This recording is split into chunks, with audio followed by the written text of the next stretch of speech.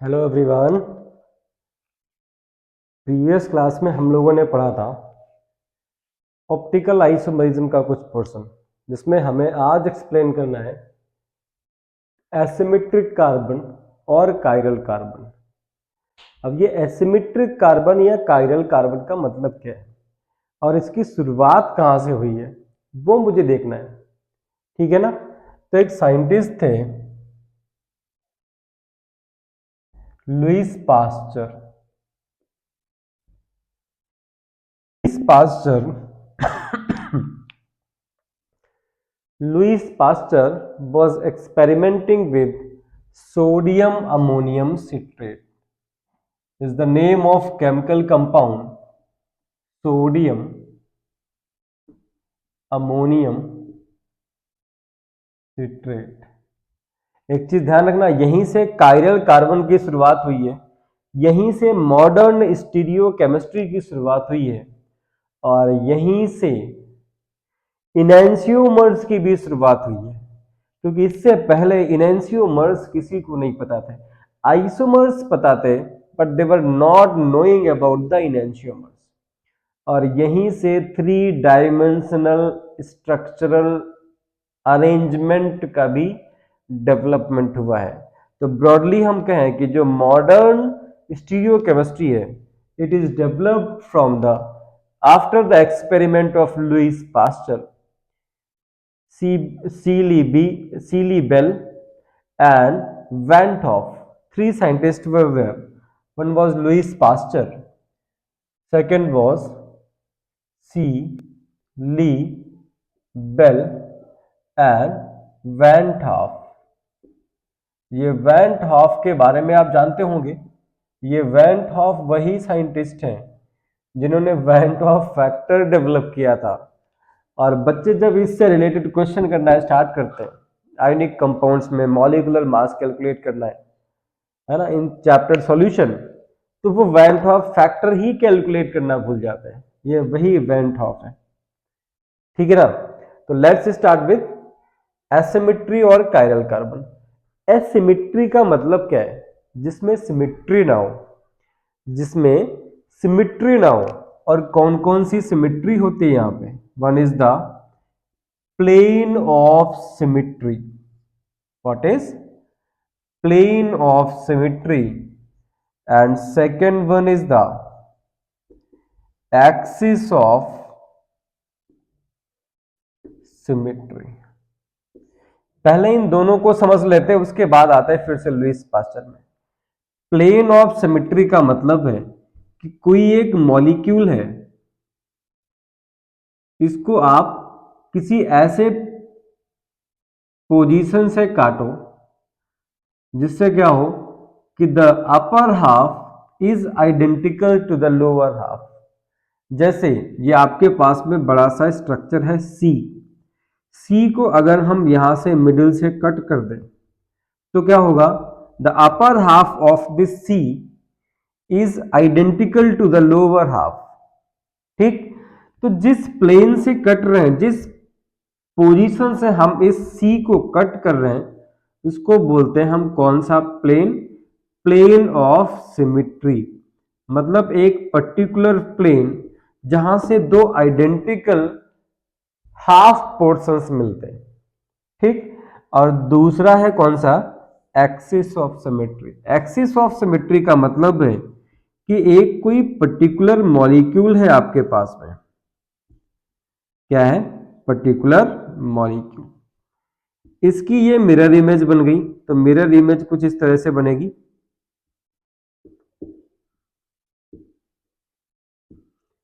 Mirror image का मतलब इस इमेज के आगे हमने क्या लगा दिया? एक मिरर लगा दिया।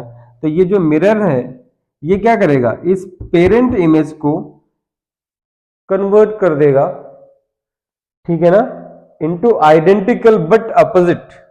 दोनों आइडेंटिकल हैं बट अपोजिट हैं। ध्यान रखना, मैं बाई मिस्टेक यहां पे HCST लग गया, एच था ये, ठीक है ना। तो ये आइडेंटिकल है बट कैसे हैं? अपोजिट। तो इन दोनों इमेजेस को हम क्या बोलते हैं?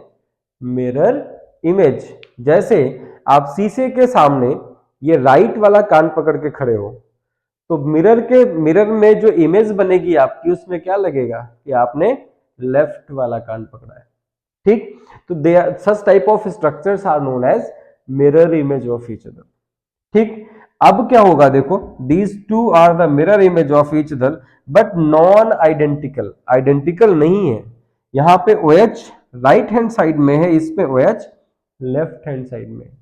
तो हम क्या करते हैं, ये जो इमेज बनी हुई है B, this is mirror image, इस मिरर इमेज को हम 180 डिग्री पे रोटेट करते हैं। ठीक, जब रोटेट करोगे तो क्या होगा, ये वैसी ही पोजीशंस आ जाएंगी जैसी पेरेंट मॉलिक्यूल के साथ में थी। ठीक, समझ पाए? तो अब देखो क्या हो गया, एक पर्टिकुलर एक्सिस पे रोटेट करने पर हमें सिमेट्री मिल जा रही है, मतलब आइडेंटिकल स्ट्रक्चर्स मिल जा रहे हैं। तो इसको हम बोलेंगे what, this is called axis of symmetry. ठीक, दो तरह की सिमेट्री आपने पढ़ ली, समझ में आया? One is the plane of symmetry and second one is the axis of symmetry. और जब ये दोनों सिमेट्री किसी पर्टिकुलर मॉलिक्यूल में ना मिले तो वो क्या होगा, एसिमेट्री। सिमेट्री के पहले आपने ए लगा दिया और इस ए का मतलब क्या है, इस ए का मतलब है नॉट, मतलब this is asymmetric carbon, means this carbon does not have any symmetry, that's why it will be called as asymmetric। और asymmetric कार्बन को ही हम क्या बोलते हैं, chiral carbon. and this asymmetry or chiral carbon is the minimum basic condition required for the compound being optically active। इसको थोड़ा सा और समझते हैं, हम आते हैं फिर से लुईस पास्चर और सीली बेल एंड वेन हॉफ पे।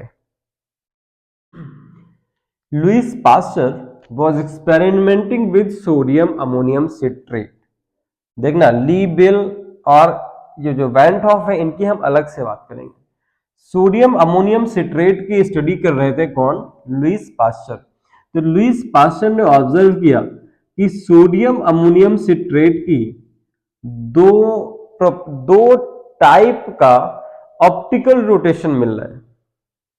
सोडियम अमोनियम सिट्रेट का एक मॉलिक्यूल है जो प्लेन पोलराइज्ड लाइट को राइट हैंड साइड में रोटेट करता है, और इसी सोडियम अमोनियम सिट्रेट का दूसरा मॉलिक्यूल है जो प्लेन पोलराइज्ड लाइट को लेफ्ट हैंड साइड में रोटेट करता है।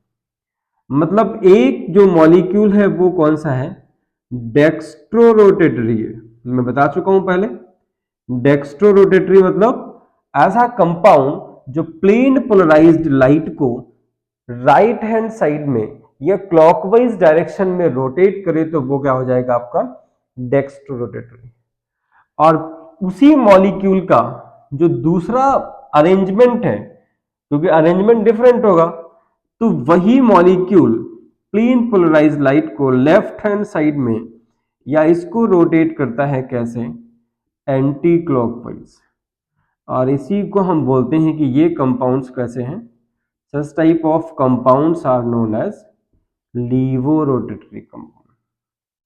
मतलब एक ही मॉलिक्यूल एक क्लॉकवाइज रोटेट कर रहा है, दूसरा एंटी क्लॉकवाइज रोटेट कर रहा है, but the rotation is equal. Rotation of plane polarised light to the equal extent, to the same extent but in opposite direction. एक क्लॉकवाइज दूसरा एंटी क्लॉकवाइज, पोर्शन सेम है।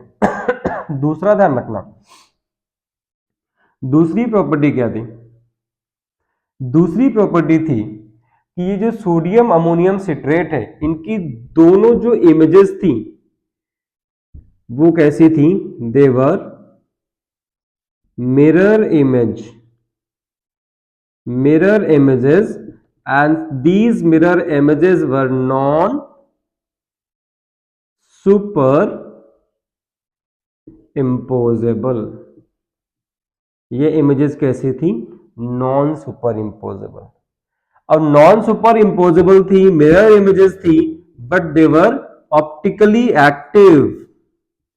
ऐसा नहीं कि ये प्लेन पोलराइज लाइट को किसी भी डायरेक्शन में रोटेट नहीं कर रहे थे, रोटेट कर रहे थे, बट एक क्लॉकवाइज कर रहा था तो दूसरा एंटी क्लॉकवाइज कर रहा था। ये तो ऐसे हो गया कि एक गड्ढे की खुदाई कर रहा था, दूसरा गड्ढे को बंद कर रहा था, बट जिस स्पीड से एक गड्ढे की खुदाई कर रहा था उसी स्पीड से जो दूसरा था वो गड्ढे को बंद करने का प्रयास कर रहा था। इक्वल एंड अपोजिट, ठीक। और ऐसे ही स्ट्रक्चर्स को हम एक और नाम देते हैं, कौन सा होता है? इनैंशियोमर्स। क्या नाम होता है?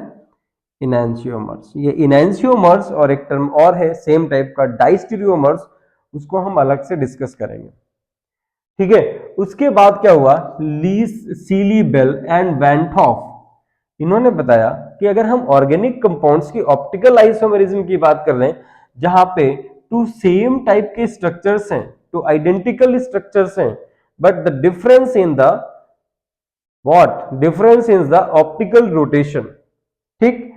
तो अगर हम कार्बन की बात करें तो sp3 हाइब्रिडाइज्ड कार्बन की, sp3 हाइब्रिडाइज्ड कार्बन का जो अरेंजमेंट है वो कैसा होता है, जो स्ट्रक्चर है वो कैसा होता है? टेट्राहेड्रल। तो जो सीली बेल थे और वैन हॉफ ने, उन्होंने क्या बताया कि अगर ये जो चारों हाइड्रोजन है, जो इस कार्बन की चारों वैलेंसीज हैं, इनको डिफरेंट कर दिया जाए, different means all the valencies of this atom, of this central atom is satisfied by different atoms, जैसे Ha, Hb, Hc और Hd, ठीक।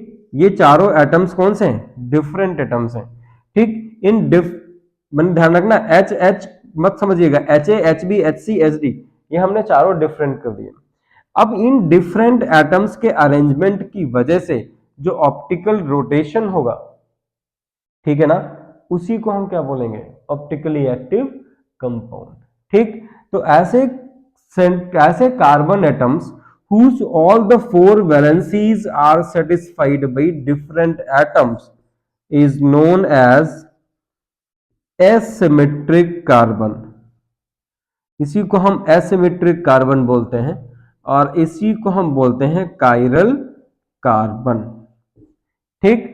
और ऐसे कंपाउंड्स जिनके पास में at least one chiral carbon present है, the compounds which have minimum of one chiral carbon, they are optically active, मतलब वो प्लेन पोलराइज लाइट को रोटेट करेंगे। किधर रोटेट करेंगे ये हम स्ट्रक्चर को देख के नहीं बता सकते, this is to be determined by experimentally, ठीक है ना। ऐसे कंपाउंड्स के हम क्या बोलेंगे? ऑप्टिकली एक्टिव, और इन्हीं को हम क्या बोलते हैं? इन्हीं को हम बोलते हैं कायरल। ऐसे कार्बन को हम बोलते हैं कौन सा carbon? That is known as chiral carbon. इसका मतलब हो गया, for the compound being optically active it must have at least one chiral carbon, it must have at least one chiral carbon, ठीक है। अब कायरलिटी को हम कैसे डिफाइन करेंगे, ठीक है, कौन सा कंपाउंड कायरल होगा कौन सा नहीं होगा, उसको हम एक एग्जांपल लेके बता देते हैं, अलग अलग example, one is for chiral and second one is for a chiral.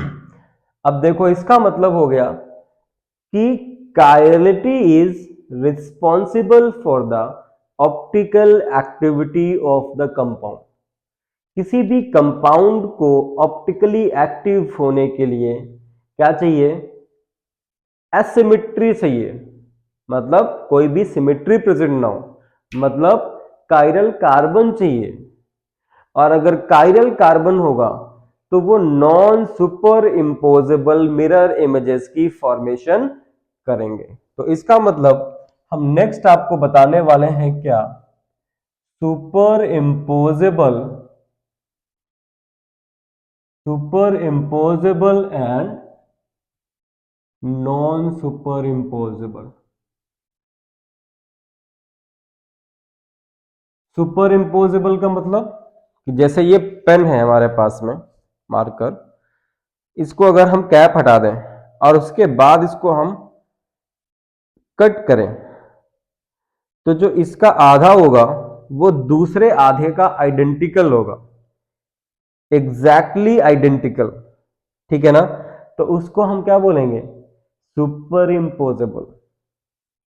और जो आइडेंटिकल ना हो वो क्या हो गया, नॉन सुपर इम्पोजेबल, ठीक है ना।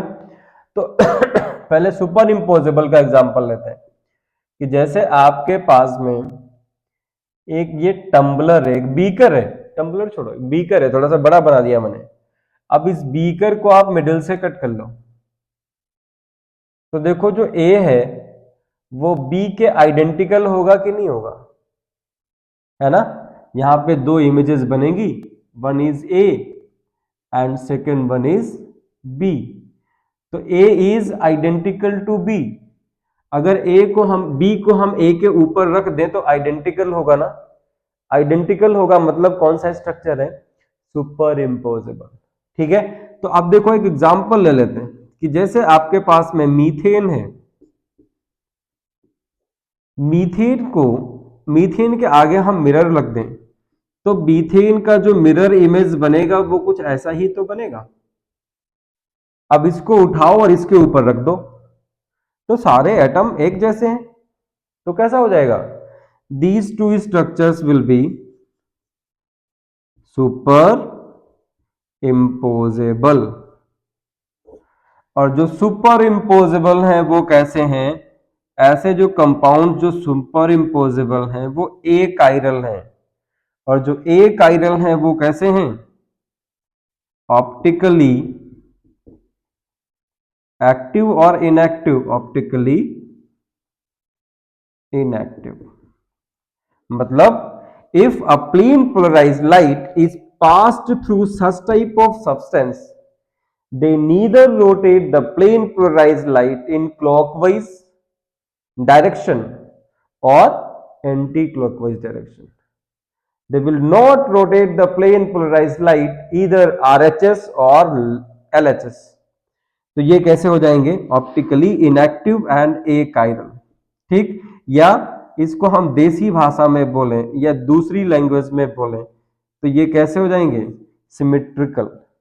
ये एसिमेट्रिक नहीं है, ये कैसे हैं, सिमेट्रिक। इसमें प्लेन ऑफ सिमेट्री भी है, इसमें एक्सिस ऑफ सिमेट्री भी है, ठीक। तो ये कैसे हो गए, सिमेट्रिक, ठीक। अब दूसरा एग्जांपल लेते हैं, जो नॉन सुपर इम्पोजेबल बना रहा हूं, जो ऑप्टिकली एक्टिव हो और जिसके पास एसिमेट्रिक कार्बन हो या जिसके पास कायरल कार्बन हो।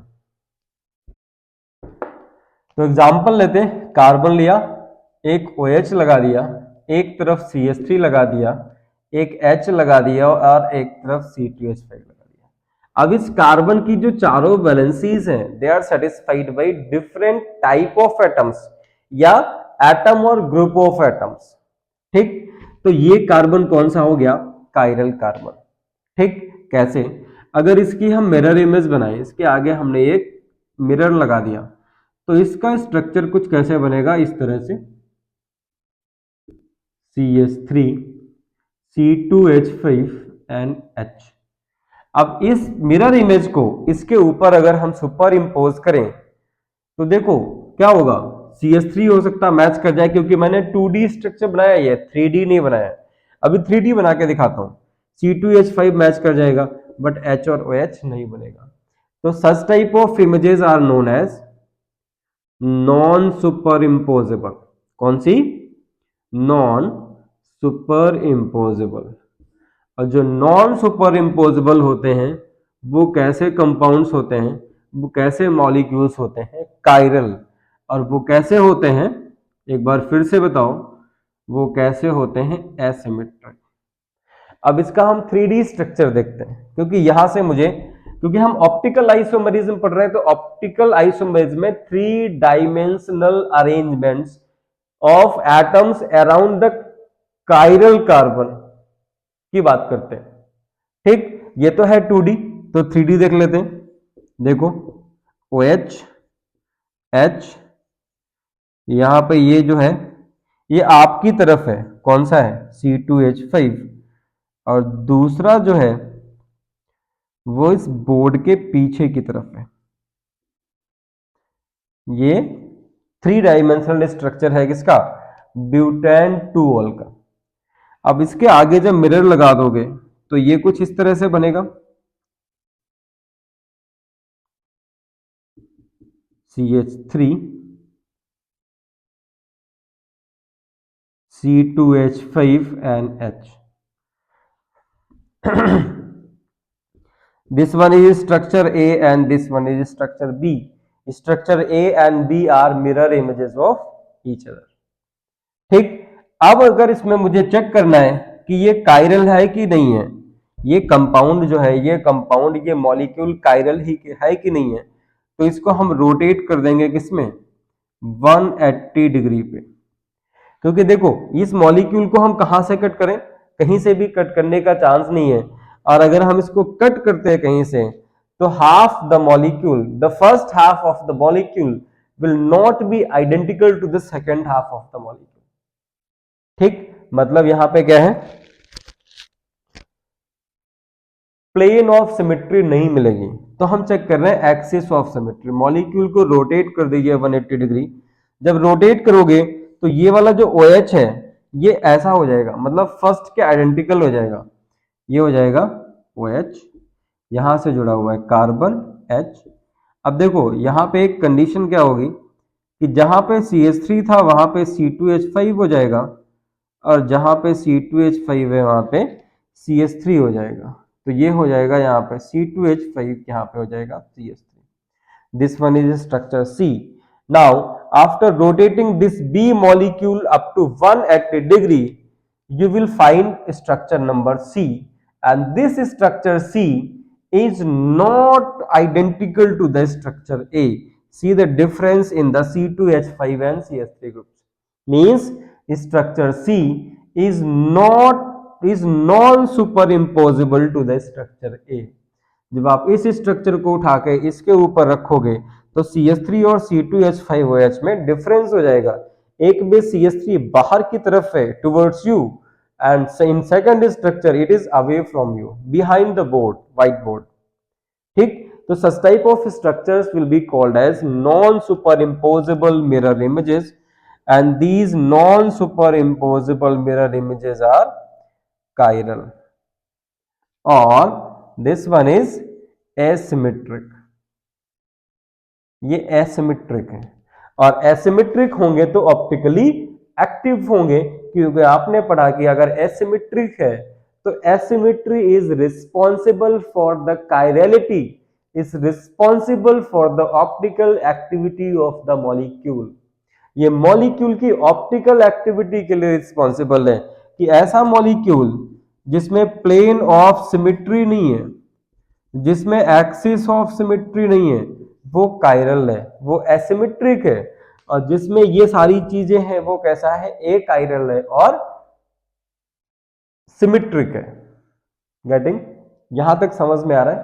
अब हम आगे मूव करते हैं। Now come to the next points, next terms in optical isomerism, that is enantiomers. ये बहुत इंपॉर्टेंट है, इनैंशियोमर्स एंड डाइस्टीरियोमर्स। इनको पहले पढ़ेंगे, फिर बढ़ेंगे meso compounds and racemic mixture. 2 topics और बचते हैं जो मेजर टॉपिक्स हैं, और उसके बाद जो नॉमेनक्लेचर है, DL और RS, board form, chair form, ये इतनी सारी चीजें, उनकी इंपॉर्टेंस बहुत कम हो जाती है, क्योंकि ये ग्रेजुएशन और पोस्ट ग्रेजुएशन के टॉपिक हो जाते हैं। इंटरमीडिएट तक, up to class 12th, up to NEET, up to JEE, ये DL system of nomenclature, RS system of nomenclature, इनकी जरूरत नहीं पड़ती है। और अगर पड़ती है, कोई क्वेश्चन आया हो तो मुझे कमेंट करिएगा, मैं उसको भी पढ़ा दूंगा। कम टू द इनैंशियोमर्स। इनैंशियोमर्स क्या है? Mirror images which are non superimposable to each other। मतलब ऐसी मिरर इमेजेस जो नॉन सुपर इम्पोजेबल है, which are non superimposable which are non superimposable to each other। ठीक, उनको हम क्या बोलते हैं? इनैंशियोमर्स। एक चीज और ध्यान रखिएगा, इनैंशियोमर्स की फिजिकल एंड जो केमिकल प्रॉपर्टीज हैं वो कैसी होती हैं? सेम होती हैं, या तो हम कहें ये कैसी होती हैं? आइडेंटिकल होती हैं। Then what is the difference between the enantiomers? Enantiomers मतलब two structures which are present in the medium. ठीक है, तो डिफरेंस क्या होगा कि अगर दो इमेजेस हैं तो one isomer rotating the plane polarised light to the right hand side या क्लॉकवाइज डेक्स्ट्रोरोटेटरी, और and the second isomer rotating the plane polarized light to the equal extent मतलब बराबर मात्रा में, but in opposite direction। ठीक, तो हम ऐसे लिख सकते हैं,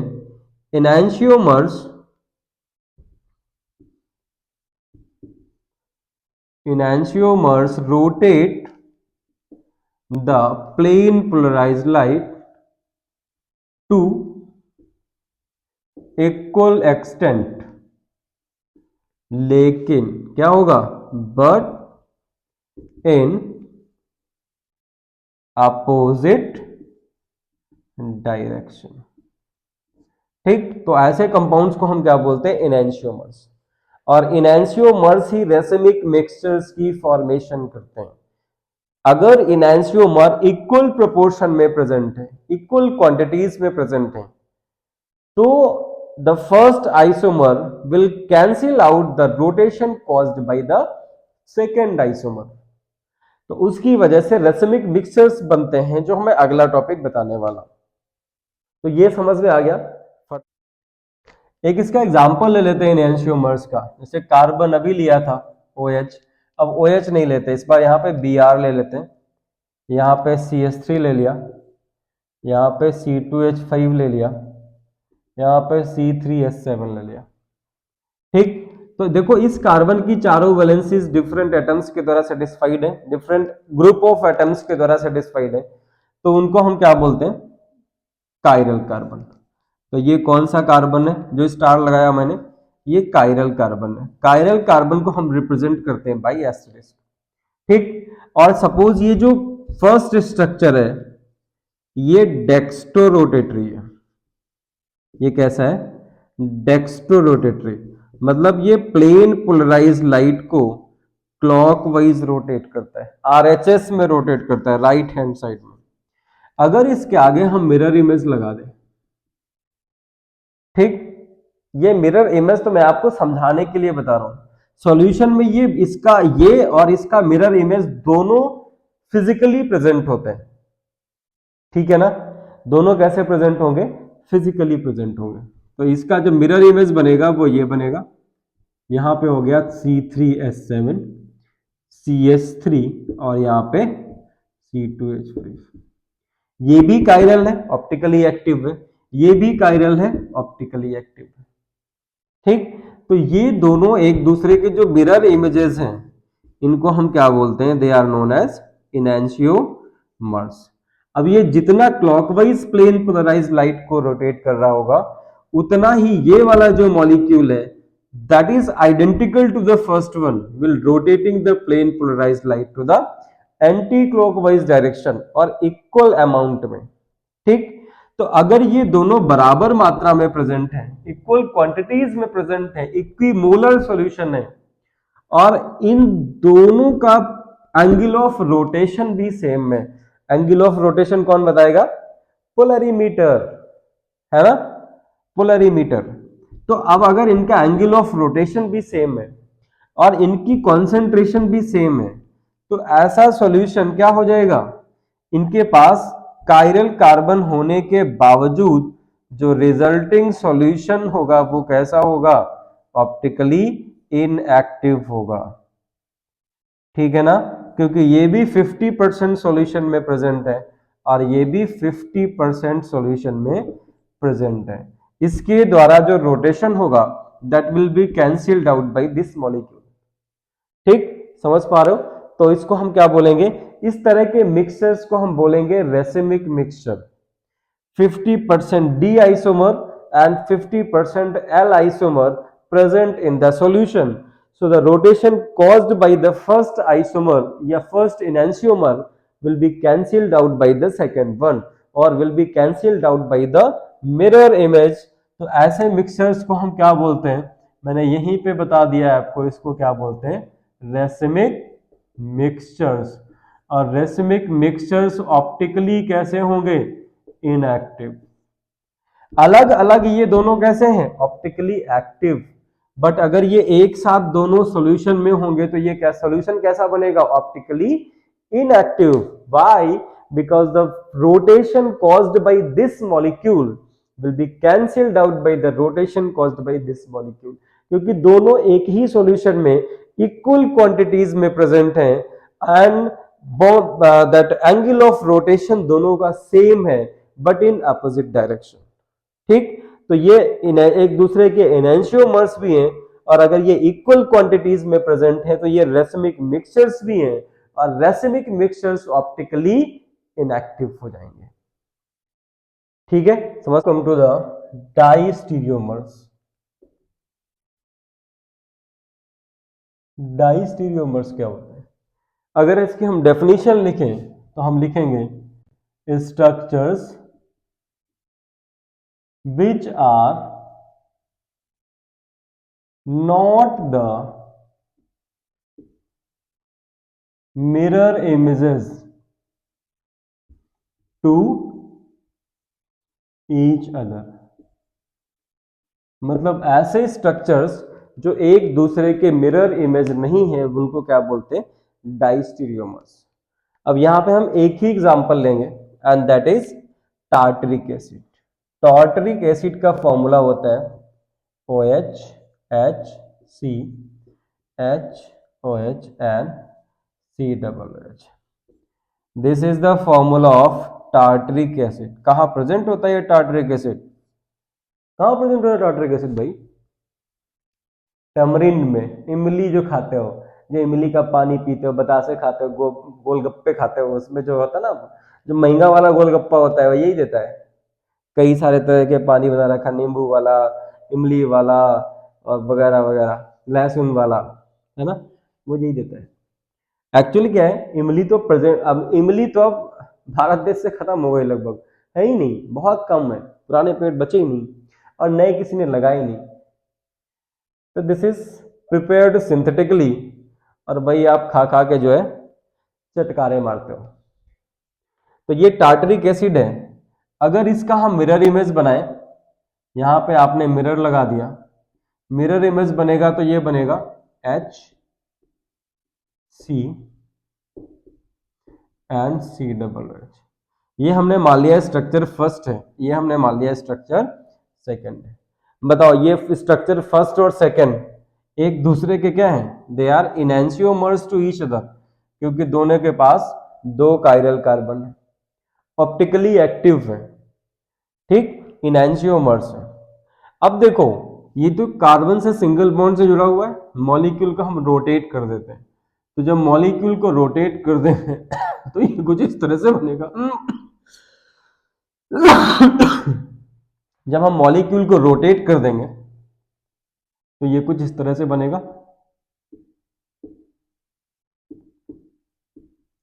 और COOH। ठीक, ये हो गया स्ट्रक्चर नंबर थर्ड। अब स्ट्रक्चर नंबर थर्ड की अगर हम मिरर इमेज बनाते हैं तो ये भी इस तरह से बनेगा, सॉरी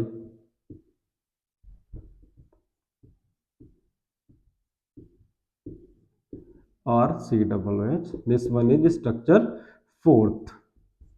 अब देखो structure first and second enantiomers to each other, mirror images to each other. Structure third and fourth ये क्या है, they are also enantiomers to each other, है ना, ये भी क्या है, इनैंशियोमर्स।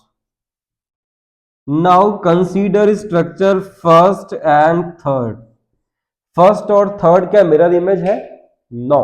क्यों, क्योंकि यहाँ पे OH और OH की पोजीशन देखिए और यहाँ पे दोनों एक तरफ है।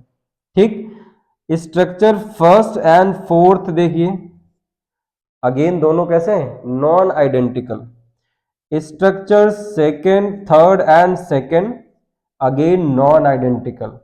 स्ट्रक्चर सेकेंड एंड फोर्थ कैसे?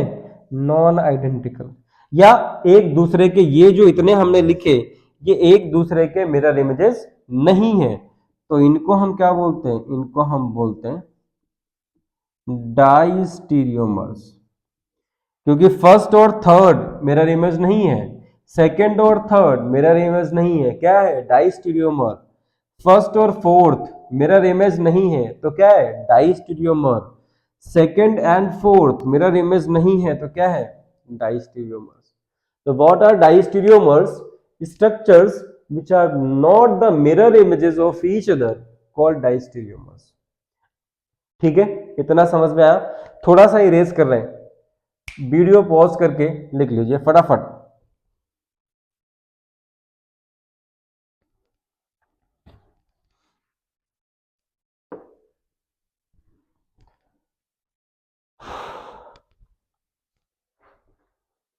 Got it?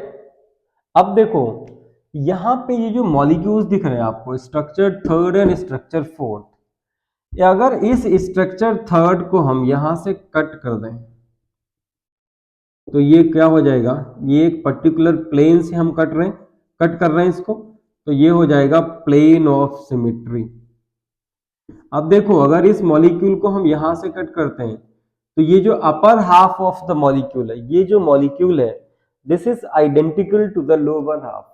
जो ऊपर का आधा मॉलिक्यूल है ये नीचे वाले आधे मॉलिक्यूल का आइडेंटिकल है। ठीक है ना? तो ऐसे कंपाउंड्स, ऐसे मॉलिक्यूल्स जिसमें प्लेन ऑफ सिमेट्री मिलती है, ठीक, उनको हम क्या बोलते हैं? उनको हम बोलते हैं मीजो कंपाउंड्स। क्या बोलेंगे? Meso compounds. ठीक, एंड मीजो कंपाउंड्स कैसे होते हैं? They are also optically inactive as the racemic mixtures. Racemic mixture में भी कायरल कार्बन प्रेजेंट था, एसिमेट्रिक कार्बन प्रेजेंट था, but still they were optically inactive, क्योंकि जो दोनों प्रोपोर्शंस थे उनका प्रोपोर्शन इक्वल था, and the rotation caused by the first molecule was cancelled by the rotation caused by the second molecule. इसमें क्या है? इसके पास भी दो कायरल कार्बन है, first and second, but if you are cutting this molecule from this plane, so what will happen? The rotation caused by the upper half of the molecule will be cancelled out by the rotation caused by the lower half of the molecule. मतलब rotation किस चीज का? Rotation of plane polarised light caused by the upper half of the molecule is cancelled out by the lower half।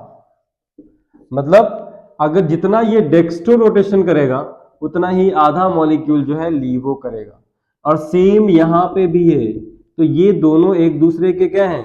They are meso isomers of each other. ये भी optically inactive हो जाएगा जबकि इसके पास में दो दो कायरल कार्बन प्रेजेंट है।